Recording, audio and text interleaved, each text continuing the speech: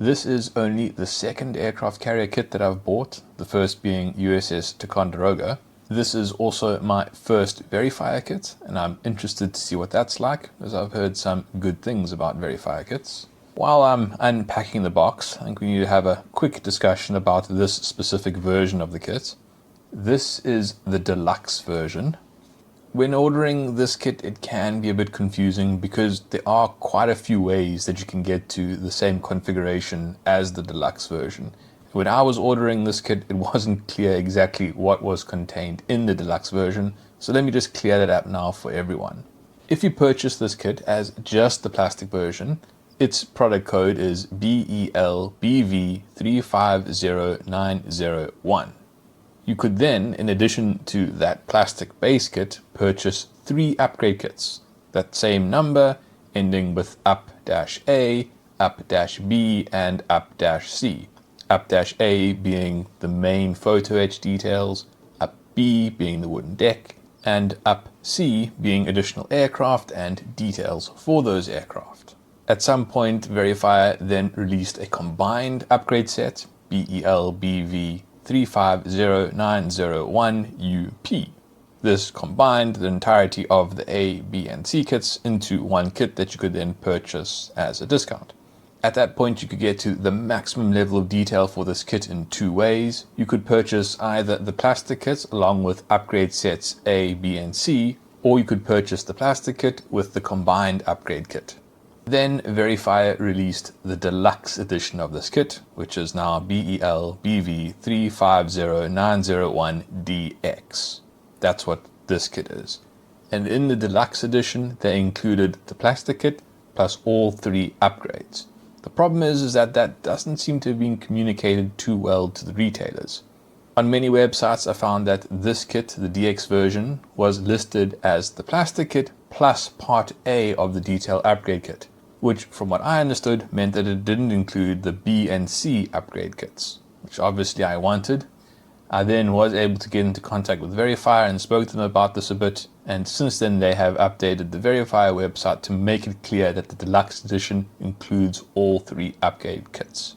So if you are looking at this kit on some retailers' websites and you're wondering if it does indeed include all 3 kits, even if it just says includes -A, it will include all 3. According to Verifier. And that is actually quite a good thing because the price that you pay for the deluxe edition is really good. It is a lot more expensive if you buy these kits separately.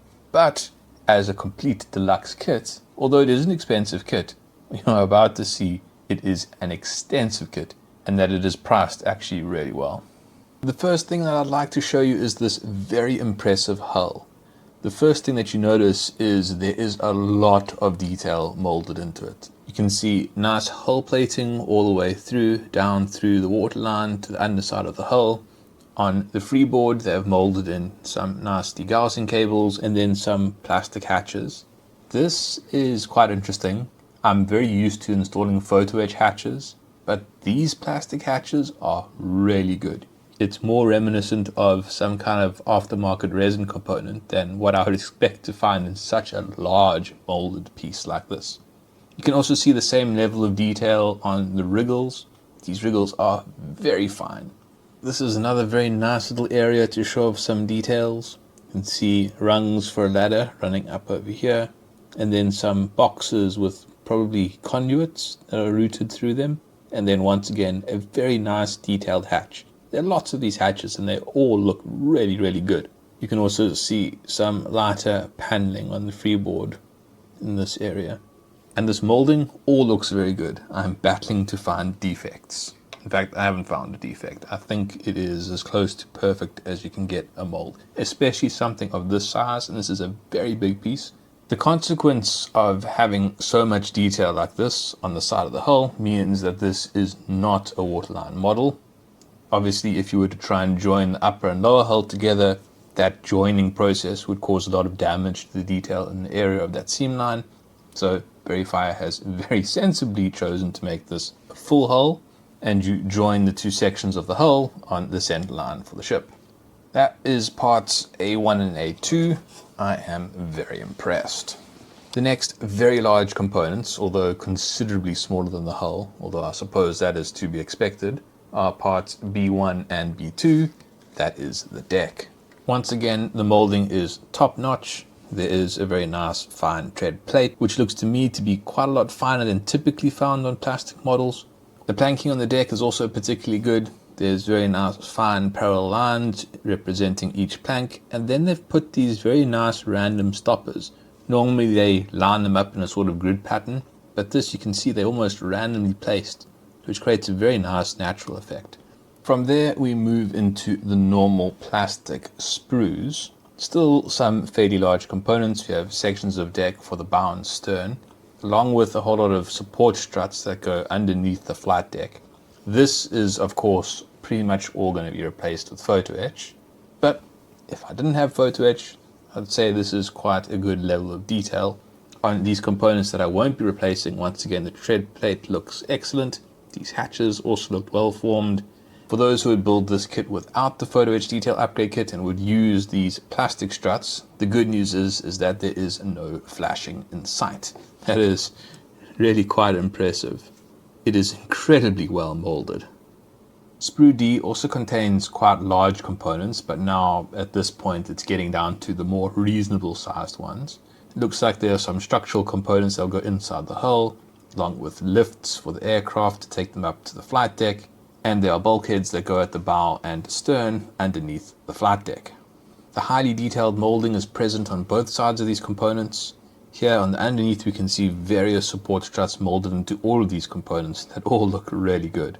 Sprue E contains yet more support struts for inside the hull, also some large bulkheads that I don't know where they go at the moment.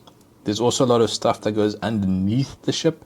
You can see rudders, you can see skegs and propeller shafts, and here you can see there's flashing, but the flashing is on the supports of the sprue itself, not actually on any of the components. On the components, the detail is once again incredibly high. Just take a look at these rivets on these rudders. As before, the detail is good on both sides of these components. Sprue F contains various walkways and emplacements for guns and anti-aircraft guns that are positioned around the flight deck.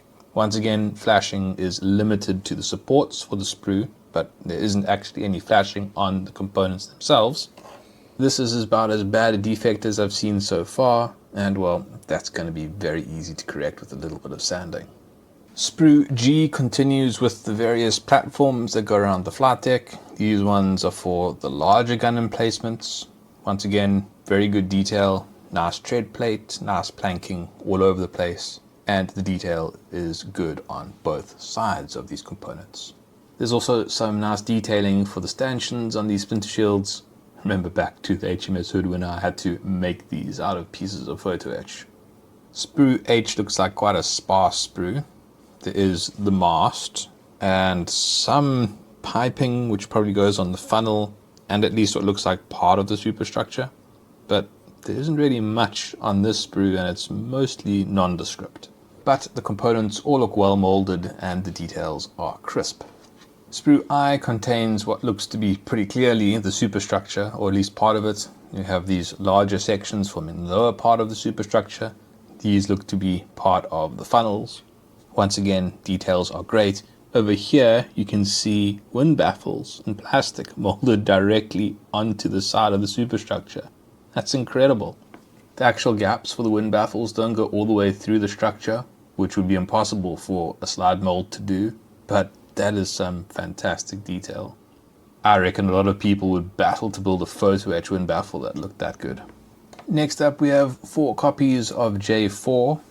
This looks to be propellers, a radar potentially, various piping, things that probably go higher up on the superstructure, some chocks and perhaps barrels for cable spools. There's the anchor as well. A lot of smaller components that seem to be a bit of a mix and match for various parts of the ship. This looks to be part of a gun director with an optical rangefinder on it. This is a bit of a mixed bag. I don't know why we need 4 of them. That does seem to be a lot. Next we have IA, B, C, and D. These are the 4 different aircraft variants that come with the kit, and we are given 2 of each.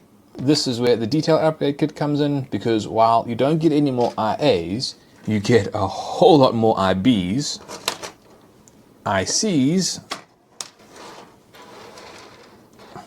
and IDs.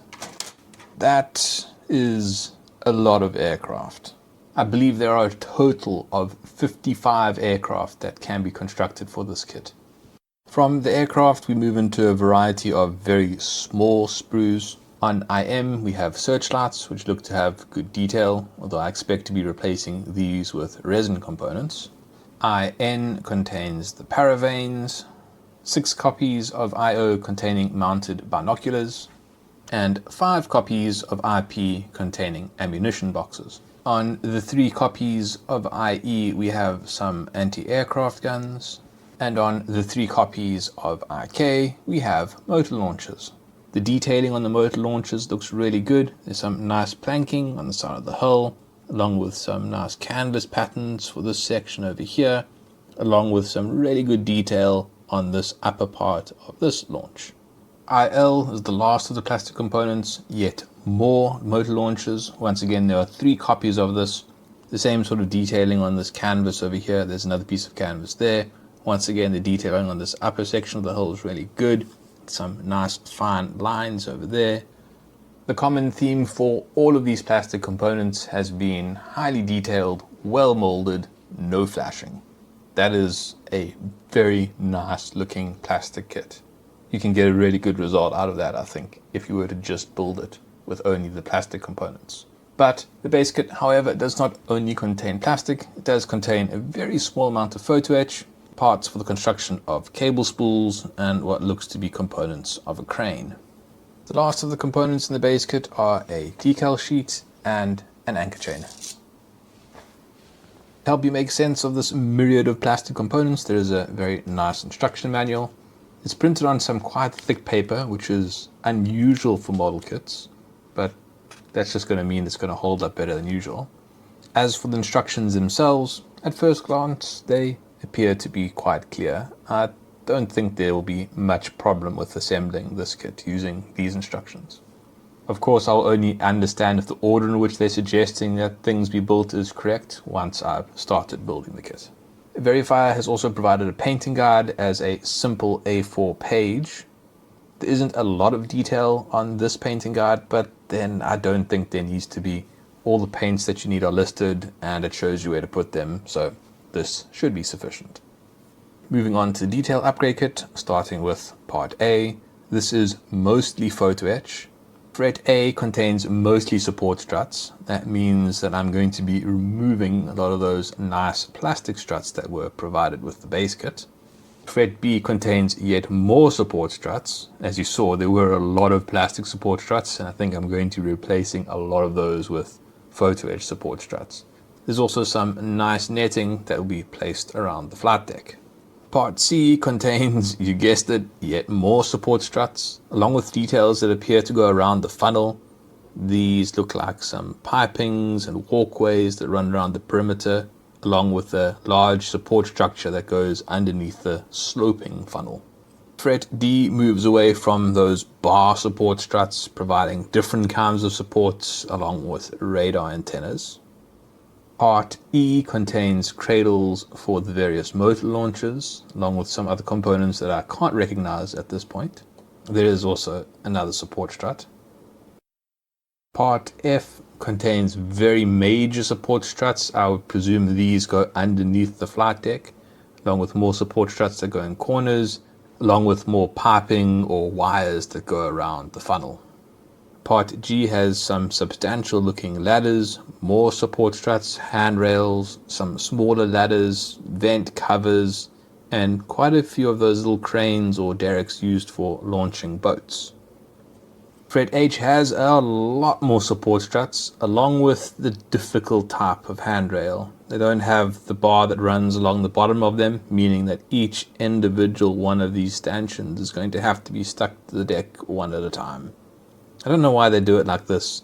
I much prefer it when they just provide a long rail along the base that you can far more easily glue down and then use super glue to mold into the deck itself so that you don't see it. This style of handrail is going to be a little bit more difficult to install, unfortunately. Anyway, we will get through it. Fret I contains a lot of very small things that I can't identify. I don't know what to make of this fret. Lots of small things plus some larger things that do a thing on the ship somewhere. Good for them.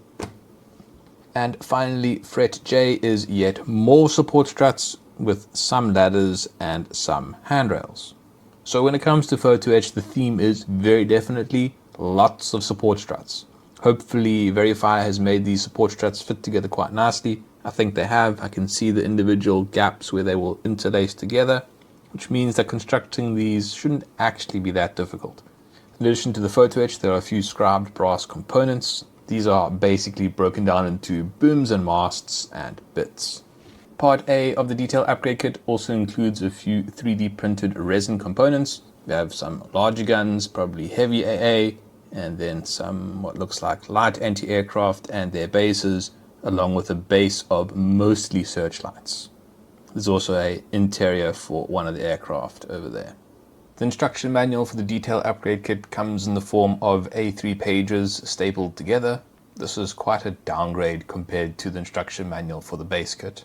Although the A3 pages make the instruction manual a bit unwieldy, the actual instructions themselves look to be quite good and clear. Moving on to the wooden deck part of the upgrade kit. This is part B.